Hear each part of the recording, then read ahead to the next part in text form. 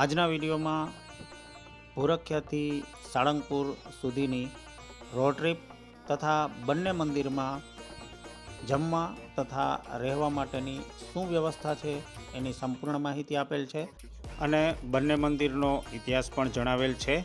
તો અંત સુધી વિડીયોમાં જોડાયેલા રહેશો. હેલો દોસ્તો, ફરીથી સ્વાગત છે આપનું એક નવા વિડીયોમાં. આજની યાત્રા આપણી રહેશે ગુજરાતના પ્રખ્યાત મંદિર ભૂરખ્યા હનુમાનજી મંદિરથી વર્લ્ડ ફેમસ હનુમાનજી મંદિર કષ્ટભંજન દેવ સાળંગપુર સુધીની. આજનો વિડીયો ગુજરાતીમાં બનાવેલ છે અને જે વિડીયોની અંદર રોડ ઉપર દિશા નિર્દેશ આપેલા છે તે હિન્દીમાં આપેલા છે, જેથી કરીને બંને ભાષાના લોકો આ વિડીયો જોઈ અને ભૂરખ્યાથી સાળંગપુર સુખરૂપ પહોંચી શકે. આ છે અમરેલી જિલ્લામાં આવેલા લાઠી તાલુકામાં ભૂરખ્યા ગામના હનુમાનજી મંદિરના દર્શન. આ મંદિરમાં રહેલી હનુમાનજીની પ્રતિમા સ્વયંભૂ પ્રગટ થયેલી છે અને 16મી સદીમાં સંત શ્રી દામોદરદાસજી બાપુ અને ગામના લોકો દ્વારા મંદિરમાં સ્થાપિત કરેલી છે. યાત્રાની શરૂઆત કરતાં પહેલાં અહીંયાના ભોજનાલયમાં બપોરનો પ્રસાદ ભૂરખ્યા મંદિર ટ્રસ્ટ દ્વારા પ્રસાદ રૂપે ભક્તજનોને નિઃશુલ્ક પીરસવામાં આવે છે. તેનો લાભ લઈ અને હવે આપણે શરૂઆત કરીએ છીએ ભૂરખ્યાથી સાળંગપુર. ભૂરખ્યાથી યાત્રાની શરૂઆત કરી ચૂક્યા છીએ. દામનગર, ઢસા, સ્વામીના ગઢડા અને બોટાદ થઈ અને લગભગ 2.5 કલાકમાં આપણે સાળંગપુર હનુમાનજી મંદિર પહોંચશું. ભૂરખ્યા ગામમાંથી બહાર નીકળતા લાઠી દામનગર રોડ પર ડાબી સાઈડ પર આવેલા દામનગર તરફ જવા આપણે નીકળી ચૂક્યા છીએ.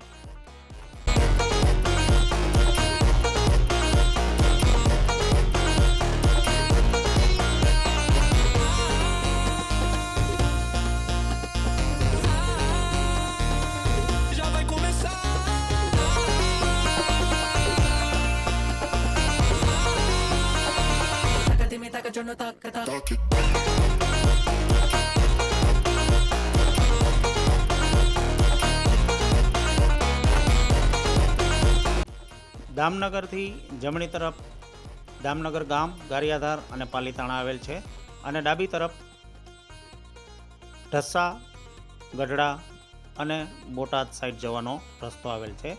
આપણે વળી ચૂક્યા છીએ ડાબી બાજુ દામનગર સિટી પસાર કરી અને ટૂંક સમયમાં આપણે ઢસા પહોંચીશું.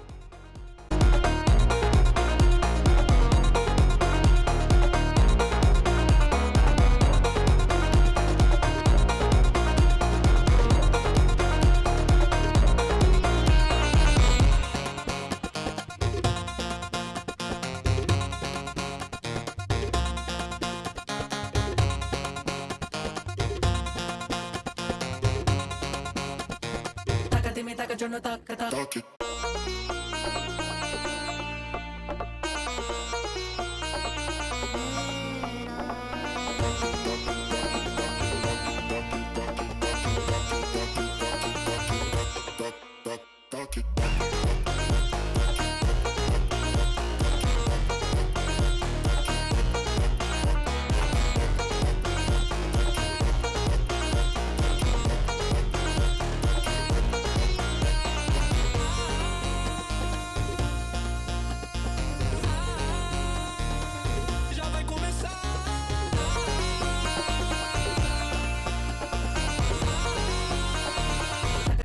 આ છે ઢસા જંકશન.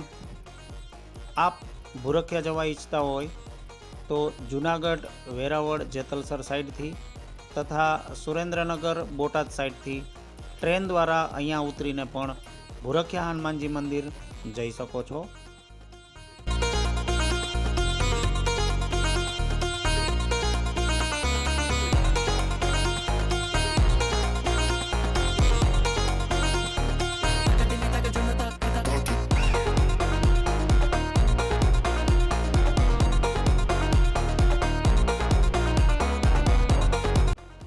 ઢસા પૂરું થતાની સાથે અહીંયા એક ચોકડી આવે છે, જેમાં ડાબા હાથ પર રાજકોટ, જમણા પર ભાવનગર અને સીધા ગઢડા તથા બોટાદ જવાય છે. આપણે સીધા ગઢડા બોટાદ તરફ નીકળી ચૂક્યા છીએ.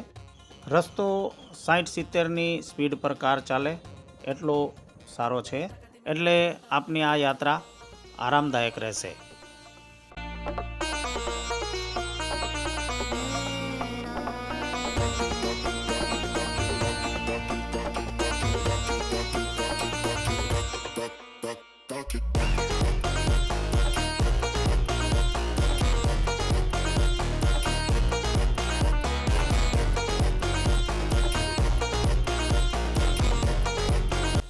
આપણે પહોંચી ચૂક્યા છીએ ગઢડા, અને ગઢડામાં વર્લ્ડ ફેમસ સ્વામિનારાયણ ભગવાનનું મંદિર આવેલું છે. આપની પાસે ટાઈમ હોય તો રોડ પર જ ડાબા હાથ પર એ મંદિર આવે છે. આપ સ્વામિનારાયણ ભગવાનના દર્શન કરી શકો છો. અને ગઢડાથી બોટાદની વચ્ચે એક શિક્ષાપત્રી મંદિર પણ આવે છે. આપની પાસે ટાઈમ હોય તો આપ ત્યાં પણ દર્શનનો લાભ લઈ શકો છો.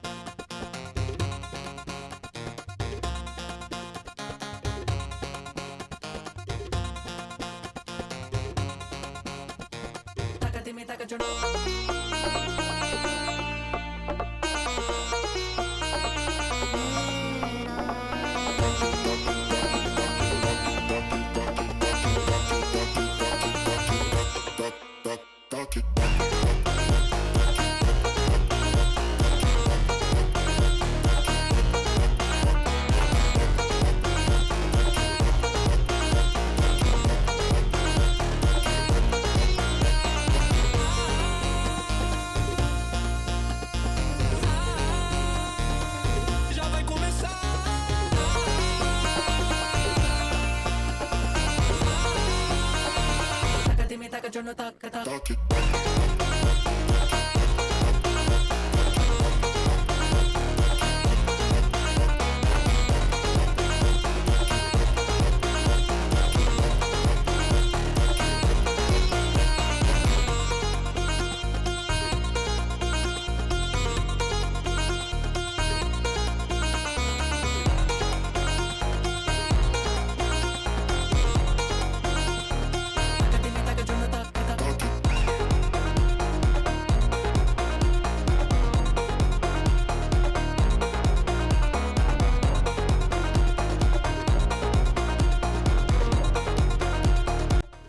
ગઢડા અને બોટાદની વચ્ચે એક નાગલપર ગામ આવે છે. ત્યાં ચાની એક પ્રખ્યાત દુકાન છે, જે હું તમને આ વિડીયોમાં બતાવી રહ્યો છું. અને એના ઉપરાંત અહીંયા ભૂંગળા બટેટા ખૂબ જ ફેમસ છે. અને ભૂંગળા બટેટાની લગભગ 4 થી 5 દુકાનો અહીંયા આવેલી છે. અને દરેક જગ્યાએ લગભગ એક સરખા જ ભૂંગળા બટેટા મળે છે. તો આપ નાસ્તો કરવા અને ચા પીવા ઈચ્છો તો નાગલ પર રોકાઈ શકો છો.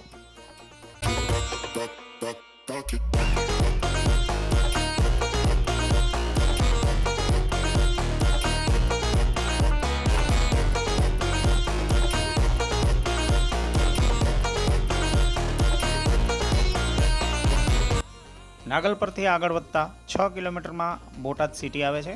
અને બોટાદ સિટીથી સાળંગપુરનું અંતર 18 કિલોમીટર છે. આ બોટાદ સિટીથી સાળંગપુર જવા માટેનો જે રસ્તો છે હું તમને વિડીયોમાં બતાવી રહ્યો છું. હવે સાળંગપુર મંદિર વિશે આપણે જાણકારી લઈએ તો સાળંગપુર મંદિરનું સંચાલન વડતાલ સ્વામિનારાયણ સંપ્રદાય દ્વારા ચાલે છે. હાલમાં કોઠારી તરીકે શ્રી વિવેક સાગર સ્વામી અને હનુમંત કથાના મહાન વક્તા શ્રી હરિપ્રકાશ સ્વામી દ્વારા આ મંદિરનું ખૂબ જ સરસ સંચાલન કરવામાં આવે છે. અહીં બંને ટાઈમ ભોજન પ્રસાદ નિઃશુલ્ક પીરસવામાં આવે છે. આ ઉપરાંત અહીં દૂરથી આવતા ભક્તજનો માટે ફેમિલી હોલ, 4 બેડરૂમ, 8 બેડરૂમ તથા એસી રૂમની નિઃશુલ્કથી લઈ અને 1600 રૂપિયા સુધીનો ચાર્જ ચૂકવી અને આપ અહીંયા રોકાઈ શકો છો. આ મંદિરના ઇતિહાસ બાબતે વાત કરીએ તો ગામધણી હતા જીવાબાપુ ખાચર. એમના 2 દીકરા હતા અમરાબાપુ ખાચર અને વાઘાબાપુ ખાચર. કોઈ સંતનું હૃદય દુભાયેલ અને તેનાથી તેમના મોઢામાંથી ભૂખડીના શબ્દનો પ્રયોગ થઈ ગયેલ. તેને લીધે અહીંયા 3 વર્ષ સુધી દુકાળ પડ્યો અને ભૂખમરો આવ્યો. હવે એ દરમિયાન ગુરુ ગોપાલાનંદ સ્વામી બોટાદ આવેલ ત્યારે વાઘાબાપુ ખાચરે ગોપાલાનંદ સ્વામીને વિસ્તારની પરિસ્થિતિ વિશે જણાવી અને રડી પડ્યા અને વિનંતી કરી કે અમારા ગામનો ઉદ્ધાર કરો. ગોપાલાનંદ સ્વામીએ એમને આશ્વાસન આપી અને કહ્યું કે હું જરૂરથી સાળંગપુર આવીશ. વિક્રમ સંવંત 1904માં ગોપાળાનંદ સ્વામી બોટાદના મકાનનું કામ કરતા કાના કડિયાને સાથે લઈ અને સાળંગપુર આવ્યા અને ગામમાં જે પાળિયા હતા તેમાંથી મોટામાં મોટા પાળિયા ઉપર હાથ મૂકી અને વાઘાબાપુ ખાચરને પૂછતા એમના વડવાનો પાળિયો હોય એવું જણાવતા તેમની પાછળ હનુમાનજીનું ચિત્ર દોરી અને કાના કડિયાને કીધું કે ચિત્રનું કોતરણી કામ કરી નાખો. કાનાએ કીધું હું કડિયા કામ કરનારો માણસ, મારાથી આ ન થાય. ગોપાળાનંદ સ્વામીએ એને બોલાવી અને માથે હાથ મૂકી અને કીધું કે કામ ચાલુ કરો. અને 5.5 મહિના બાદ અત્યારે જે આપ મૂર્તિ જોવો છો તે બનાવી અને ગોપાળાનંદ સ્વામી દ્વારા આસોવદ પાંચમ ને વિક્રમ સંવંત 1905માં સ્થાપના કરવામાં. બોટાદથી સાળંગપુરની વચ્ચે સેથણી ગામ આવે છે. ત્યાં લશ્કરી પાઉંભાજી નામની રેસ્ટોરન્ટ છે. ત્યાં પાઉંભાજી, રતલામી સેવનું શાક તથા કાજુ ગાંઠિયાનું શાક ખૂબ જ સરસ મળે છે. પાઉંભાજીના શોખીનો માટે આ જગ્યા ખૂબ જ ફેમસ છે. સેથળીથી આગળ જતાં જમણા હાથ ઉપર હોટલ વૃંદાવન આવે છે. ત્યાં ચા પાણી, નાસ્તો અને જમવાની પણ વ્યવસ્થા આપણે મળી રહી છે. અને આપણે હવે પ્રવેશ કરી ચૂક્યા છીએ સાળંગપુરમાં. હવે મંદિરના ઇતિહાસ વિશે આગળ વાત કરીએ તો મૂર્તિની સ્થાપના બાદ ગોપાળાનંદ સ્વામીએ પ્રાણ પ્રતિષ્ઠા દરમિયાન દાઢીએ લાકડી ટેકવી અને મૂર્તિની આંખમાં આંખ પરોવી અને ત્રાટક કર્યું. અને સાધુ સંતો દ્વારા જણાવેલ માહિતી મુજબ એ મૂર્તિ હલવા માંડી અને આ ઘટનાથી કડાકા ભડાકા સાથે અવાજો આવવા લાગ્યા. એટલે આસપાસ ઊભેલા લોકો સ્વામીને શું થયું એવું કહેતા ત્રાટક તૂટી ગયું. અને સ્વામીએ કીધું થોડી વાર માટે ત્રાટક રહેવા દીધું હોત તો આ સમયમાં આ હનુમાનજીની મૂર્તિને બોલતી કરવી હતી. અને એ દરમિયાન હનુમાનજી મહારાજ ખડખડાટ મુદ્રામાં હતા. સ્વામીએ એ જ મુદ્રામાં મૂર્તિની સ્થાપના કરી અને પ્રભુના આશીર્વચન પ્રમાણે એમનું નામ લોકોનું કષ્ટ ભાંગવા અને દુઃખ દૂર કરવા માટે કષ્ટભંજન દેવ રાખવામાં આવ્યું. અને ત્યારથી આ હનુમાનજી કષ્ટભંજન હનુમાનજી મહારાજ તરીકે સાળંગપુરમાં સ્થાપિત છે. શનિવારે અહીંયા બોડી સંખ્યામાં ભક્તજનો આવતા હોય. વડતાલ સ્વામિનારાયણ સંપ્રદાય દ્વારા સંચાલિત આ મંદિરમાં ધાર્મિક પુસ્તક અને ધાર્મિક બધી વસ્તુઓ માટે એક ખુલ્લી એસી અહીંયા સ્ટોર પણ બનાવેલ છે. ત્યાંથી આપ ધાર્મિક વસ્તુ માટેની ખરીદી કરી શકો છો. મૂર્તિની સ્થાપના બાદ અહીંયા શેનો પ્રસાદ ધરશું એવું ગોપાળાનંદ સ્વામીને પૂછતા ગોપાળાનંદ સ્વામીએ એવું કીધું કે 3-4 વર્ષ પહેલાં સંતે ભૂખડીના શબ્દનો પ્રયોગ કરેલ. આપણે અહીંયા સુખડીના પ્રસાદનો ભોગ ધરાવી અને કષ્ટભંજન દેવને પ્રસન્ન કરશું. ત્યારથી આ મંદિરમાં સુખડીનો પ્રસાદ ધરવામાં આવે છે અને આજે પણ લોકો સુખડીના પ્રસાદનો ભોગ ધરી અને ધન્યતા અનુભવે છે. આ છે સંધ્યા આરતી સમયના દ્રશ્યો. સંધ્યા આરતી સમયે ખાસ કરીને શનિવારે બહોળી સંખ્યામાં ભક્તજનો અહીંયા પધારે છે અને કષ્ટભંજન દેવના દર્શન કરી અને ધન્ય થાય છે.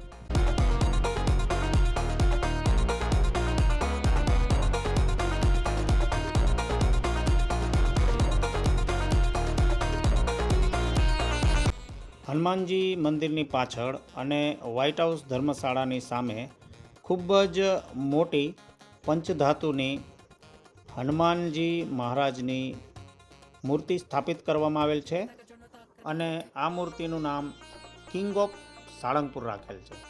તો ગાર્ડનમાં બેઠા બેઠા કિંગ ઓફ સાળંગપુરની મૂર્તિના દર્શન કરવા એ એક ખૂબ જ મોટો લાવો છે.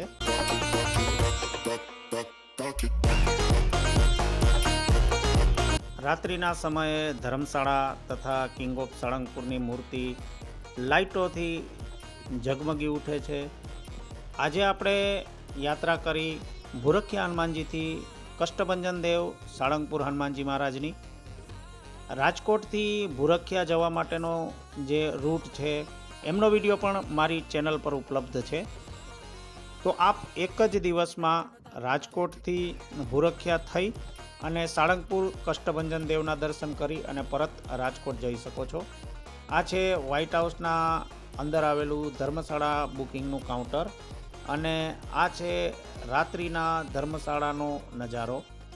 તો આપના કોઈ પણ મિત્રો અથવા સંબંધી કુટુંબીજનો સાળંગપુરની યાત્રા કરવા ઈચ્છતા હોય તો એમને આ વિડીયો શેર કરો. ખૂબ જ સરસ માહિતી એ લોકોને મળશે અને એમની યાત્રા સુખમય રહેશે. આવા જ વિડીયો જોવા માટે ચેનલને સબસ્ક્રાઈબ કરતા રહો. આ વિડીયો આપને ગમ્યો હોય તો લાઈક કરજો. મળીએ આગલા વિડીયોમાં. ત્યાં સુધી સ્વસ્થ રહે, મસ્ત રહે, મુસ્કુરાતે રહે.